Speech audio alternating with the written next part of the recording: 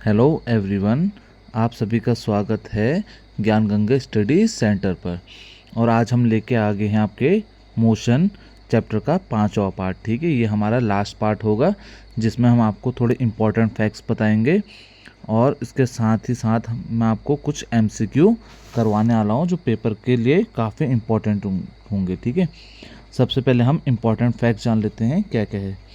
सबसे पहले आपको देखो डिस्प्लेसमेंट, ये आपने पढ़ा है विस्थापन क्या होता है। ठीक है, अब इसका एसआई मात्रक क्या होता है आपका मीटर। ठीक है, और ये कौन सी क्वांटिटी है, कौन सी दिशा है, दशा है आपकी सदिश दशा है, यह हम इसे क्या कहेंगे वेक्टर क्वांटिटी है। अब आपका दूसरा आता है डिस्टेंस। ठीक है, डिस्टेंस मतलब होता है दूरी। दूरी का एसआई मात्रक क्या है आपका मीटर। ठीक है, मीटर के एसआई, अब ये कौन सी दिशा होती है, दशा होती है, स्केलर होती है। ठीक है, स्केलर को हम बोलेंगे अदिश दशा। ठीक है, इसके बाद तीसरा आता है आपका चाल। ठीक है, चाल मतलब स्पीड। स्पीड का एसआई मात्रक क्या होता है आपका मीटर पर सेकंड। ठीक है, और ये क्या हमारा अदिश है या हम इसे कहेंगे स्केलर है। ठीक है, इसके बाद हमारा आता है वेलोसिटी। वेलोसिटी को हम क्या बोलते हैं वेग। इसका एसआई मात्रक क्या आपका मीटर पर सेकंड। ठीक है, और ये कौन सी क्वांटिटी होती है वेक्टर क्वांटिटी होती है या हम इसे क्या कहेंगे सदिश दशा होती है। ठीक है, उसके बाद आता है आपका एक्सेलरेशन। ठीक है, एक्सेलरेशन को हम क्या बोलते हैं त्वरण, और इसका एसआई मात्रक क्या होता है मीटर पर सेकंड स्क्वायर। ठीक है, और ये कौन सी क्वांटिटी होती है वेक्टर क्वांटिटी होती है। ठीक है, हिंदी में अगर बोलेंगे तो सदिश दशा होगी। ठीक है, इसके बाद होता है आपका समय। ठीक है, समय का एसआई मात्रक क्या होता है सेकंड। ठीक है, और इसका जो क्वांटिटी होगी कौन सी होगी स्केलर क्वांटिटी होगी। ठीक है, या हिंदी में कहेंगे अदिश दशा होगी। ठीक है, बाकी ये सब तो खैर बेसिक कॉन्सेप्ट थे हमारे। अब आज मैं आप लोग को एमसीक्यू करवाने जा रहा हूँ जो आपके पेपर के लिए काफ़ी इंपॉर्टेंट होगा। ठीक, कुछ मेरे वो रहेंगे न्यूमेरिकल्स रहेंगे और कुछ हम क्या करेंगे इसमें बेसिक कॉन्सेप्ट वाले क्वेश्चंस देखेंगे जो हमारे पेपर के लिए काफ़ी इंपॉर्टेंट होंगे। ठीक है, यहाँ से हमें पता चल पाएगा कि हमारा बेस डेवलप हुआ है या नहीं हुआ है। ठीक है, तो हम पहला एमसीक्यू देखते देखो। अब bus increase its speed from 36 kilometre per hour to 72 kilometre per hour in 10 second. Its acceleration is, अब इसने क्या कहा है किसी बस की चाल 36 किलोमीटर प्रति घंटे से 32 किलोमीटर प्रति घंटे 10 सेकंड में बढ़ रही है तो बस का त्वरण क्या होगा। ठीक है, ये तो मैंने ऑप्शन दे रखे हैं, इसका आंसर हमारे क्या है 1 मीटर पर सेकंड है।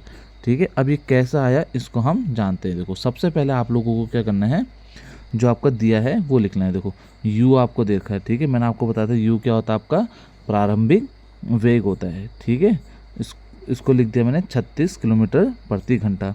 अब फिर v दे रखा हमें 72 किलोमीटर प्रति घंटा। ठीक है, इसे हम कहेंगे अंतिम वेग या समाप्तिक वेग कहेंगे। ठीक है, और t हमें समय दे रखा है 10 सेकंड। अब देखो यहाँ पर को जो हमारा बेसिक कॉन्सेप्ट है जो अभी थोड़ी देर पहले मैंने आपको क्या बताया था, देखो समय सेकंड में दे रखा है बट यहाँ हमारे किस में है घंटे में है ना, और ये हमारे किस में है किलोमीटर में है।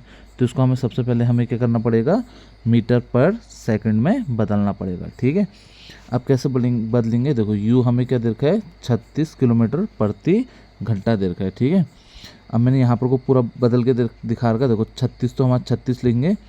अब 1 किलोमीटर में कितने मीटर होते हैं आपके 1000 होते हैं ना, और उसके बाद 1 घंटे में कितने सेकंड्स होंगे देखो 60, तो 1 घंटे में 60 मिनट हो गए इंटू 60 हम क्या कर देंगे सेकंड में बदलने के लिए। ठीक है, क्योंकि आपको पता है 1 घंटे में कितने मिनट्स होते हैं 60 मिनट होते हैं। ठीक है, और आपको पता है 1 मिनट में कितने सेकंड होते हैं आपके 60 सेकंड होंगे। तो 60 मिनट में कितने सेकंड होंगे आपके, तो 60 गुणा 60 सेकंड होंगे। ठीक है, इसलिए मैंने यहाँ पर को क्या कर दिया है 60 गुणा 60। देखो अब जीरो से जीरो कैंसिल आउट किया, 0 से 0। अब मेरा कितना बच गया 10/6 गुणा 6 बच गया। ठीक है, 2 पंजे 10, 2 तियाँ 6। तब ये कितना आ गया हमारा 5/18 आ गया। ठीक है, फिर 18 कम 18, 18 दूना कितना होता है 36। तो कितना आ गया हमारा 2 गुणा 5, तो कितना आ गया 10 मीटर पर सेकंड। ठीक है, उसका सेम ऐसे ही देखो अभी मैंने आपको एक बहुत इंपॉर्टेंट चीज़ बता रखी है। ठीक है, इससे ही मैंने क्या निकाल के नोट्स या फैक्ट निकाल रहे हैं। ठीक है, देखो 72 किलोमीटर प्रति घंटा है, इसे मीटर पर सेकंड में बदलना है तो हर समय याद रखना कभी घंटे को अगर मीटर पर सेकंड में बदलना है तो हम इसे क्या करते हैं 5/18 से गुणा करते हैं, ठीक है। 18 कम 18, 18 चौको 72 होता है, तो कितना बच गया 4 गुणा 5 कितना 20 हो गया, ठीक है। ये कितना आ गया 20 मीटर पर सेकंड, ठीक है। अब देखो ये मैंने नोट बना के लिखा है आपके लिए पर्टिकुलरली, अगर किलोमीटर प्रति घंटे से मीटर प्रति सेकंड में बदलना है तो 5/18 से गुणा करेंगे। देखो यहाँ पर को मैंने क्या किया है 5/18 से गुणा किया है, ठीक है। अब देखो इसी का दूसरा पॉइंट क्या हमारा, अगर मीटर पर सेकंड से किलोमीटर प्रति घंटे में बदलना है तो अब इसको जस्ट उल्टा कर देंगे, ठीक है। 18/5 से क्या कर देंगे गुणा कर देंगे, ठीक है।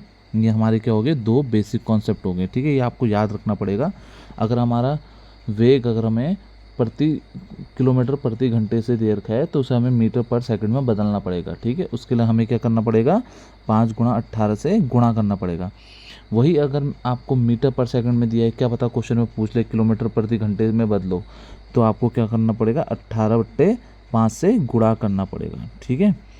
तो हमें त्वरण पूछ रखा है, त्वरण का हमें पता है A = क्या होता है V-U/T, ये हमारे क्या होता है सूत्र होता है, ठीक है, जो मैंने यहाँ पर को लिखा है, ठीक है। V आपका क्या होता है अंतिम वेग होता है, U आपका प्रारंभिक वेग होता है, T आपका समय। देखो इसमें हमारा मान जो निकला था ऊपर 20 निकला था, देखो यहाँ पर को है V की वैल्यू कितनी निकली 20, और जो U की वैल्यू यहाँ पर को निकली थी कितनी निकली थी 10, ठीक है। वही मैंने क्या कर दिया है फॉर्मूले में डाल दिया है, V की वैल्यू 20 और U की वैल्यू 10 और समय कितना दे रखा था 10 सेकंड, ठीक है। तो ये कितना हो जाएगा 10, देखो अब 20 में से 10 घटाओगे तो कितना आ जाएगा 10 और बट्टे 10, ठीक है। 10 में से 10 काटोगे तो कितना 10 × 10, तो आपका त्वरण कितना आ चुका है 1 मीटर पर सेकंड स्क्वायर, ठीक है। ये आपका क्या हो जाएगा आंसर हो जाएगा, ठीक है। न्यूमेरिकल को आपको इसी तरीके से करना है, ठीक है। कैसे, सबसे पहले जो आपको दिया है वो चीज़ लिखनी है, देखो जैसे मैंने यहाँ पर को लिखा है जो मेरे को दे रखा है, ठीक है। फिर उसके बाद हमें क्या करना है SI मात्रक को कन्वर्ट कर लेना है, ठीक है।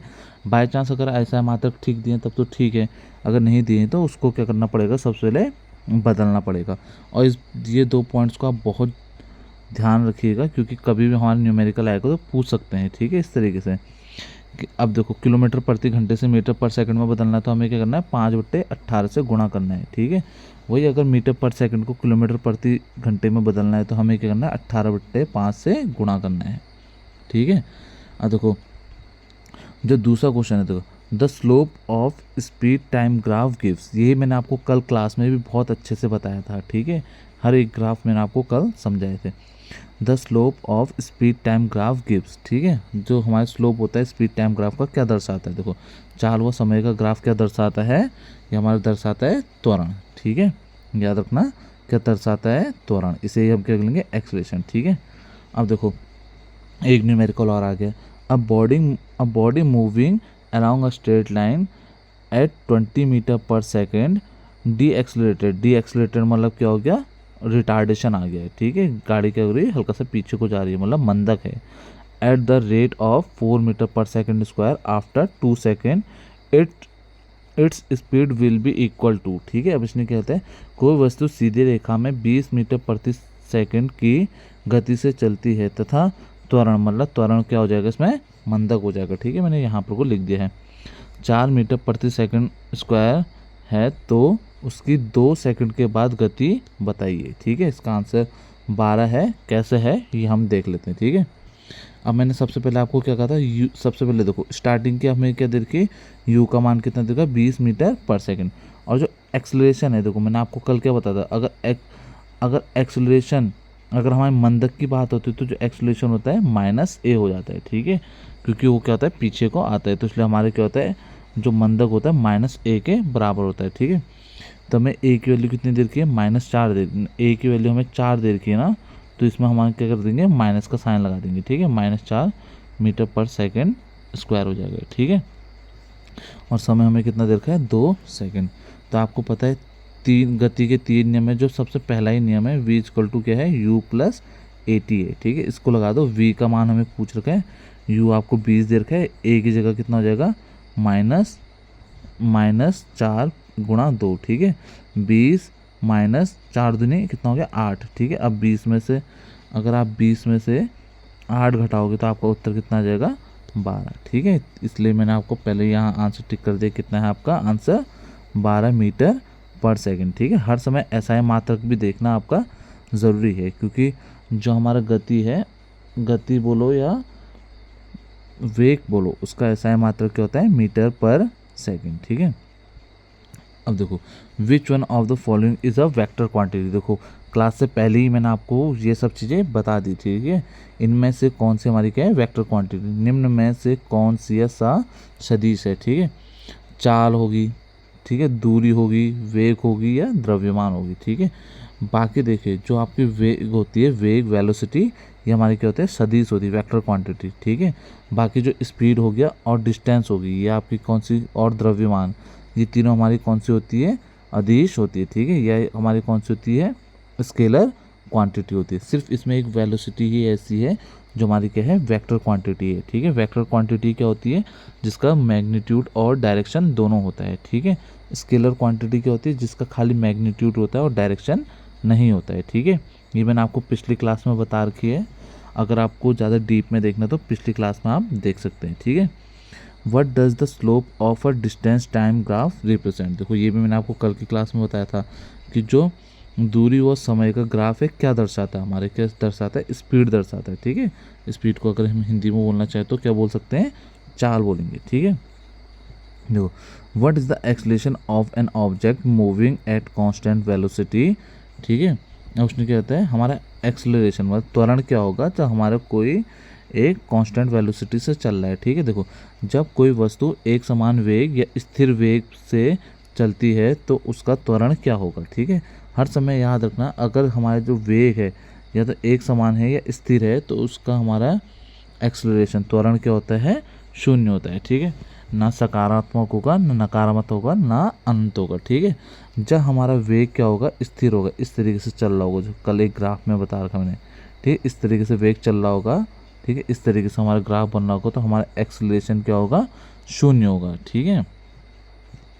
इसके बाद होगा, if an object covers equal distance in equal time interval it is said to be, ठीक है। कल ही मैंने आपको इसकी डेफिनेशन बता दी, यदि कोई वस्तु समान समय के अंतराल में सामान्य दूरी तय करती है तो उससे हम कहते हैं यूनिफॉर्म मोशन।